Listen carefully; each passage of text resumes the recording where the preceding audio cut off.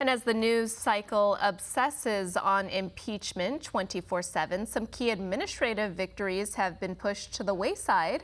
One such story was the latest report from Customs and Border Protection. One America's Chanel Rion is at the White House with the latest. Acting Customs and Border Protection Commissioner Mark Morgan put out a substantial briefing on the state of our southern border this week, focusing on October statistics. Morgan had both good and bad news. The good news was a dramatic decline in border apprehensions. At 42,000 border apprehensions for October, this is a 14% decline from September. Morgan puts this in context at a White House press briefing. And this represents an overall decrease of almost 70% since the peak in May of this year.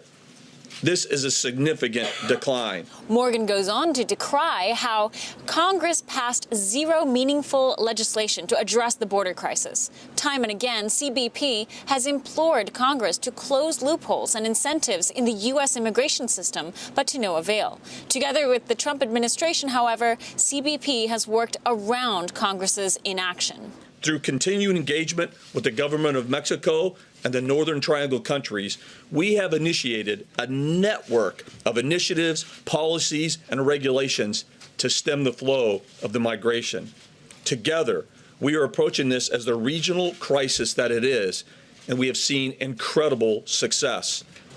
A success despite Democrat inaction and in some cases outright obstruction through judicial activism. Morgan attributes this 70% reduction in border apprehensions to some key workaround revisions. We've all but ended catch and release. Accomplished either by Trump executive orders, by revising policy, or simply enforcing existing policy that had laid dormant under Obama, all resulting in a decrease from a peak of 5,000 apprehensions a day to a new low of 1,300 per day. After the good news, however, Morgan also lends a warning. The border is still on the front lines of a humanitarian and national security crisis propagated by drug cartels, only growing more rampant. I'm absolutely perplexed why Congress cannot come together on a bipartisan manner to fix this. We know the cartels and human smuggling organizations are exploiting the migrants making the journey here.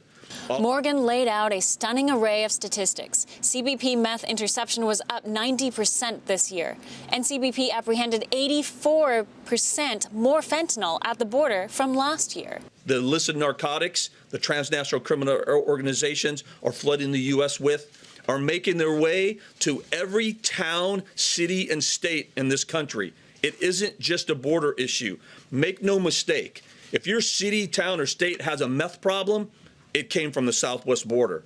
In praising the effectiveness of the border wall being built, media accused Morgan of misspeaking on whether the wall was new or a replacement of existing wall. But ultimately, Morgan was correct. New wall is being built, and he claims it is making a huge difference and urges Congress to recognize this on the grounds the effect is stemming the tide of drugs, illegal crossings, and human trafficking.